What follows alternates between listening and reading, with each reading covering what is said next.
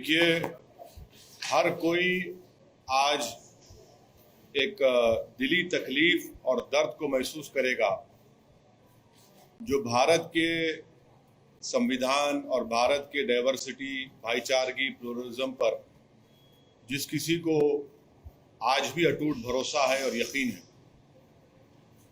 आज का ये फैसला सीबीआई कोर्ट का भारत की अदालत की तारीख का एक काला दिन है। और मैं इसलिए कहता हूं क्योंकि सुप्रीम कोर्ट ने 9 नवंबर को जो सिविल डिस्प्यूट के मुकदमे का फैसला दिया था, जजमेंट में सुप्रीम कोर्ट ने कहा था, अंग्रेजी में कहता हूं कि सुप्रीम कोर्ट ने कहा था कि it is an egregious violation of rule of law. और सुप्रीम कोर्ट ने यह भी कहा था कि ये calculated act of destroying a public place of worship. अब मैं ये समझने से हासिल हूं कि अगर सुप्रीम कोर्ट ये कहता है कि egregious violation of rule of law, तो क्या कोई जादू से मस्जिद को शहीद कर दिया गया था 6 दिसंबर को?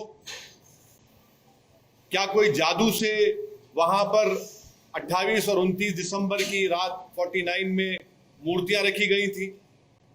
क्या कोई जादू से उसके ताले खोले गए थे जब राजीव गांधी प्राइम मिनिस्टर थे? इसीलिए मैं ये कहता हूं कि सुप्रीम कोर्ट ने जो बात कही उसके बरखिलाफ आज ये जजमेंट आया है। और ये मैं कहने पर मजबूर हूं कि violence page for you politically. अगर आप वायलेंस करेंगे तो आपको मिल जाएगा, क्योंकि आप अंदाजा लगाइए कि अडवाणी की रथ यात्रा जहां कहीं भी भारत में गई, वहां पर खूनरेजी हुई, मासूम लोगों का कत्ल हुआ, जायदादें जलाई गई, खानदान उजड़ गए, बर्बाद हुए। और आज ये फैसला आता है सीबीआई कोर्ट का जिसमें कहते हैं कि वो स्पॉन्टेनियस नहीं था।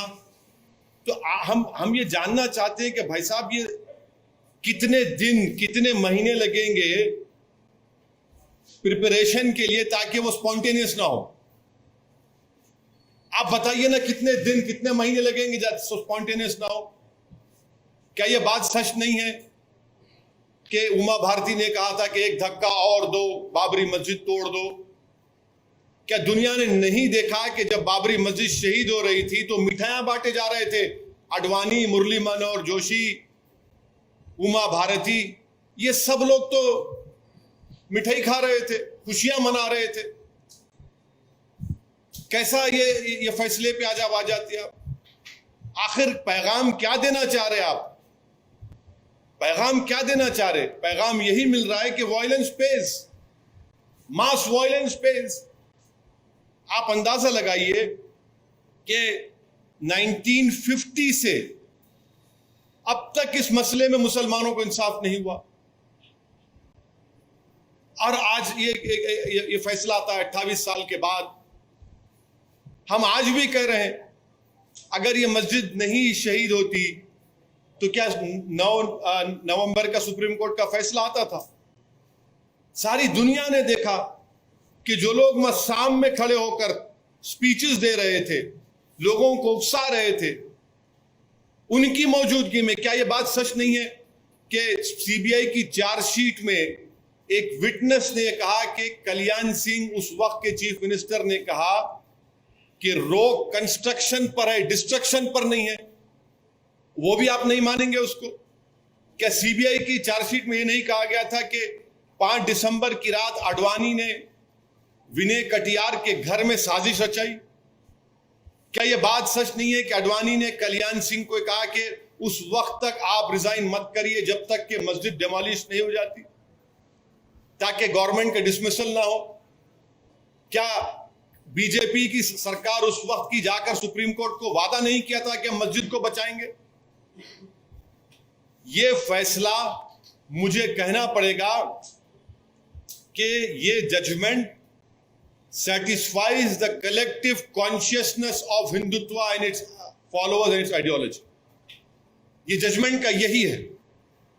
किसने तोड़ा फिर मस्जिद? फिर हम पूछना चाहते हैं, जब 6 दिसंबर 1992 को मस्जिद शहीद हुई थी, उस वक्त मैंने अपने आप को एक हेल्पलेस महसूस किया।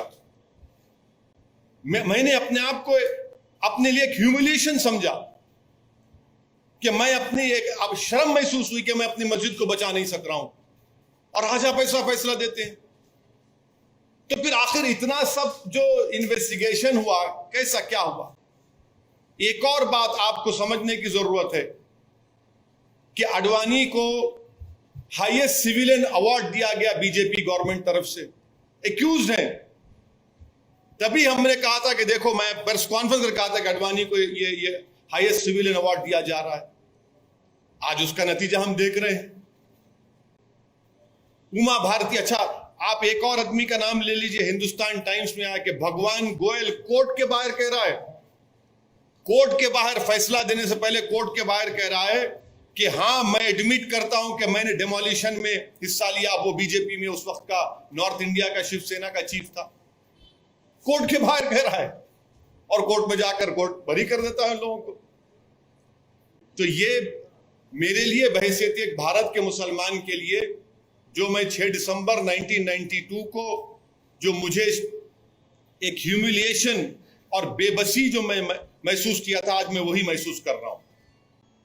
इंसाफ नहीं हुआ इस मसले में, इंसाफ नहीं हुआ इस मसले में। जिन लोगों के इशारे पर, जिन लोगों की मौजूदगी में, जिनके तकारीर के जुमलों पर ये वायलेंस, तशद्दुद हुआ, क्रिमिनल एक्ट जिसको सुप्रीम कोर्ट ने कहा, आज वो पूरे के पूरे बरी हो गए। अब मुझे ये नहीं मालूम कि सीबीआई अपनी इंडिपेंडेंस को बरकरार रखने के लिए अपील करेगा या नहीं करेगा, और मुझे यह भी नहीं मालूम कि अगर अपील करेंगे तो कितना टाइम लगेगा अपील की सुनवाई के लिए। मगर अपील करना चाहिए। ये नाइंसाफी पर मबनी है, बिल्कुल नाइंसाफी पर मबनी है। इसको कोई भी सही सोचने वाला भारत का शहरी इसको सवाल करेगा कि भाई ये क्या इंसाफ हो रहा है, क्या ये इंसाफ हुआ? हरगिज इंसाफ नहीं हुआ। सारी दुनिया जानती है, सब जानते हैं कि बीजेपी, आरएसएस, विश्व हिंदू परिषद, शिवसेना, इन तमाम की मौजूदगी में और साथ ही साथ कांग्रेस पार्टी, इसकी जड़ कांग्रेस पार्टी है। इनकी हुकूमत में मूर्तियां रखी गई, इन्हीं की हुकूमत में राजीव गांधी ने ताले खुलवाए, शिलान्यास किया। इन्हीं की हुकूमत थी कांग्रेस की जब मस्जिद शहीद हुई, और आज ये फैसला आता है। इसीलिए मैं मानता हूं कि ये हमारी भारत की अदालत की तारीख का एक काला दिन है। सर, ये भी आप हमेशा कानून को मानते हैं, हमेशा कोर्ट जो है, कोर्ट से कुछ नहीं होते, उसकी बहुत इज्जत करते हैं, लेकिन जैसे नतीजा ऐसा अगेंस्ट में आता है तो आप कोर्ट को भी ये कर लेते हैं, क्यों सर? नहीं, कोर्ट, देखिए, सुप्रीम कोर्ट का फैसला आखिरी होता है। ये तो फैसला आखिरी नहीं ना, और कोर्ट के फैसले को नहीं के खिलाफ या उससे डिसएग्री करना कोई कंटेम्प्ट नहीं है। मैं तो आपको तमाम दलाइल दे रहा हूं, ये तमाम दलाइल दे रहा हूं। भी सब देखे होंगे ना सर? क्या? वही तो हम कह रहे हैं ना, ये देख के कैसा फैसला दिया आप, वही तो हम पूछ रहे हैं। वही तो हम कह रहे हैं कि आप ही की चार्जशीट में आप ये लिख रहे हैं कि कल्याण सिंह ने कहा कि रोक कंस्ट्रक्शन पर है, डिस्ट्रक्शन पर नहीं है। उमा भारती ने कहा कि एक धक्का और दो। आडवाणी को, मुरली मनोहर जोशी को, उमा भारती को, बाल ठाकरे को, राजीव गांधी को शोहरत कैसे मिली पॉलिटिक्स में भारत में? इसी वजह से मिली ना। इनको पॉलिटिक्स में अगर शोहरत मिली, सत्ता मिली, कैसे मिली? इसी वजह से तो मिली कि आपने हमारी मस्जिद के ताले खुलवाए, मूर्तियां रखी और हमारी मस्जिद को शहीद किया आपने। इसीलिए तो आप होम मिनिस्टर बन गए, इसीलिए तो आप गंगा की सफाई के मिनिस्टर बन गए, इसीलिए तो आप एचआरडी के मिनिस्टर बन गए, इसीलिए तो आप कल्याण सिंह गवर्नर बने। भाई, आपने मुझे खत्म करके मेरी बर्बादी के ऊपर आपने अपना सियासी महल तामीर किया, और आज आपको क्लीन चिट दिया जा रहा है।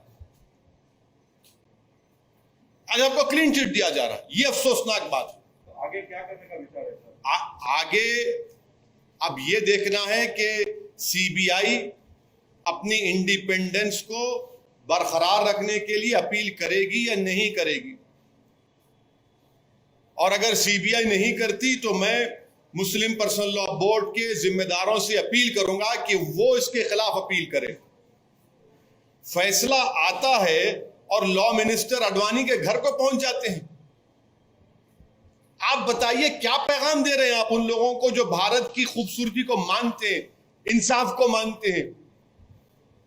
क्या पैगाम दे रहे हैं उन मीडिया के लोगों को जिन्होंने अपनी जानों को खतरे में डालकर कोर्ट में जाकर बयान दिया, उन पुलिस के ओहदेदारों पर जो अडवाणी के सिक्योरिटी में थे? उन्होंने कहा कि हां ये तमाम प्री प्लान था।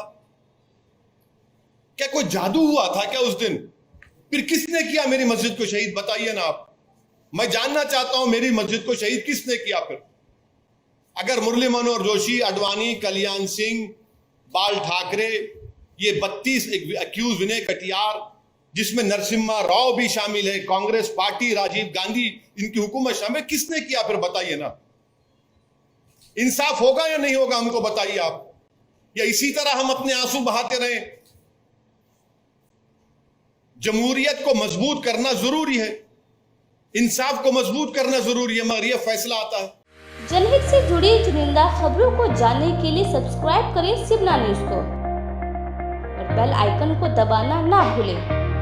वीडियो पसंद आने पर लाइक, शेयर और कमेंट करना ना भूलें।